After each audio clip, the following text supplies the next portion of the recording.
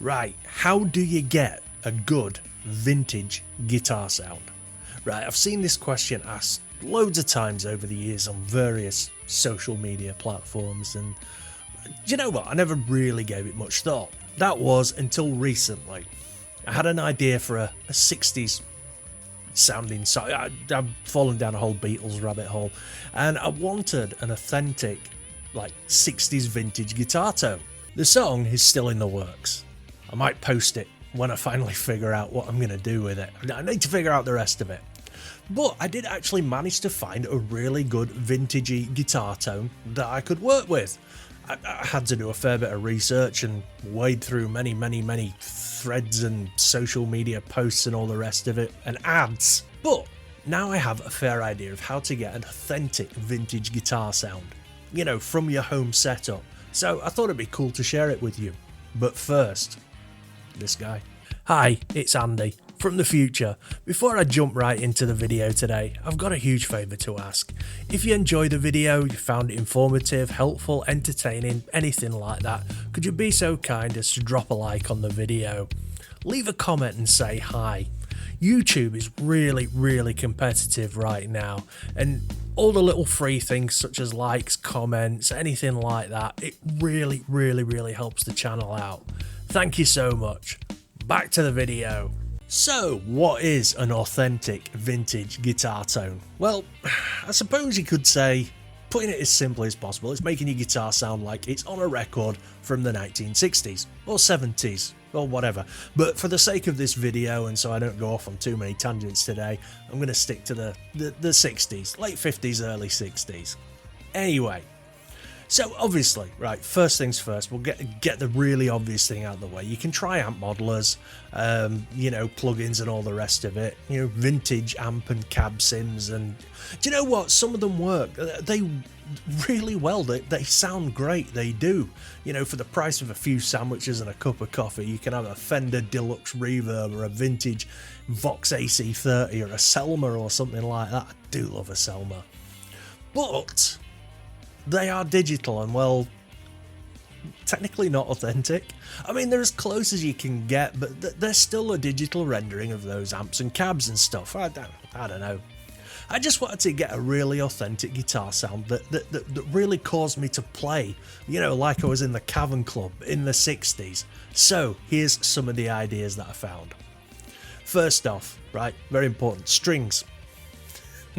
Guitar string. I mean, there's so many guitar strings available now for guitar players, and you know, amazing formulas and coatings and all this magic stuff designed to give them brilliance, last longer, and lots of other positive things like that. But if you're looking for old school sounds and old school approaches, forget about fancy guitar strings. Buy cheap strings. Buy them in a super heavy gauge, like at least 11s, or maybe try sets with round wound G strings or flat wounds. Nobody was playing sweep arpeggios in the Cavern Club in the 60s. You know what I mean? Fat, dead sounding strings will make you play differently. They'll make you play slower and more deliberate, and they'll alter your sound, you know, as well as you're thinking. And if you're really lucky, and you've got huge piles of cash lying about, you can actually find packs of vintage strings, you know, original strings from the 60s and stuff on eBay, or have a look around garage sales. You know, honestly, you would be amazed at how quickly just changing your strings over to, you know, more vintagey ones will affect your tone. Honestly, try it. It's so much fun. Now, another thing while we're on strings, picking. You've got to get rid of that plectrum and start old schooling with your fingers. Like everybody, like in the 60s, Pete Townsend played with his fingers. Finger picking will warm up your sound. It'll give you a nice warmer sound and dampen your attack. And the bonus is, as well, as we all know, that finger picking also provides a lot more control over dynamics, and with practice allows for dexterous things that you can't do with a pick. Also, try playing with thicker picks, or if you're looking for a particular sound for a song or two, picks made of felt or other soft attack material. For recording, a guitar with the tone pots rolled right back and played with a felt pick can produce a tone straight from a funky Louisiana basement studio in the early 50s.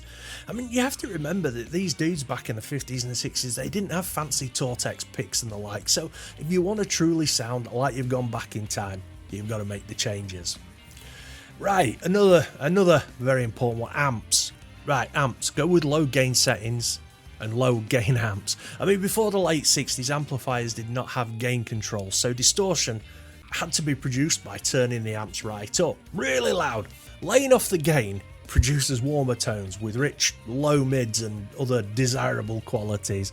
Rolling back the amp's crunch and getting overdriven distortion via a pedal also helps preserve the natural harmonics.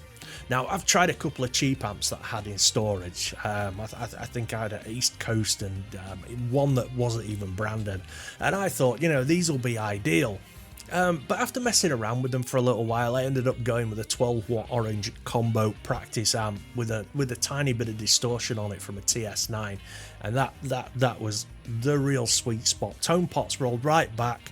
Bit of distortion from the TS9. It just gave such a nice, warm, full sound. Now, another thing, pedals. Now, obviously, back in the 60s, there weren't too many pedals kicking about. I mean, that doesn't mean you should forget about them, though. I mean, go with a fuzz pedal. Fuzz pedals were big back then. I mean, if you've got a fuzz and you can back it right off, again, low tone pot, you get some really, really, really sweet tones. And, mix that in with your fat strings, your fat old dead sounding strings and your finger picking. There's some lovely sweet tones to be had. But you cannot go wrong with a bit of slapback delay, tremolo or reverb as well. I mean, before pedals were popular and available, there was only two easily available effects, tremolo and reverb, and both of those came built into the amps. If you really want to go old school, consider a non-master volume amp with tremolo and reverb and just plug straight in. Now, another one, miking. Right, miking. Until the 60s, right, it was common to record an entire band on 1, 2, maybe even 3 microphones if they were available, with all the instruments and a vocalist performing at once.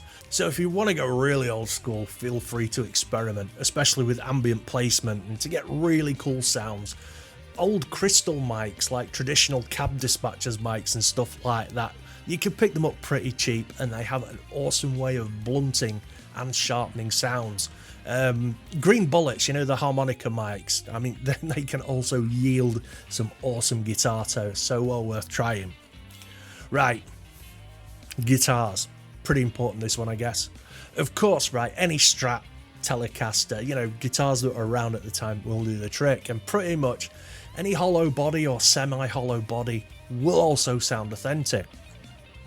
But you've got to think, right, a lot of guitarists back in the day that, the guys that play guitars, they couldn't afford guitars. They used to, beg, steal and borrow everything, or, they'd just buy what they could afford, and they weren't the best makes. So, I mean, it's always worth having a look on Marketplace, Pawn Shop, or anywhere that you can find old, cheap guitars. So, there you have it. Now, I'm not saying that you need to go the whole hog, buy a beat up old guitar, string it with rope and plug it into a washing machine or anything, but you'd be amazed at how authentic a tone you can get, even if you just change one or two little bits of your setup. It's always worth trying. Now, I know that the 60s tone isn't for everyone, and it's a very small niche, but if you're looking for a particular tone, so these things are worth bearing in mind. Instead of spending a ton of money on, the fanciest new bit of equipment or a load of plugins or anything, it might be worth just stripping things back and playing like they used to back in the day. Anyway, I hope you found something useful in this. If you do, make sure you like and subscribe, do all that YouTube stuff. Don't forget, I stream every Wednesday and Saturday at 9 PM UK time. And it's usually just a few of us sitting around talking about guitars and stuff, so feel free to come along and join in. Anyway, thanks for watching, take it easy, and peace out.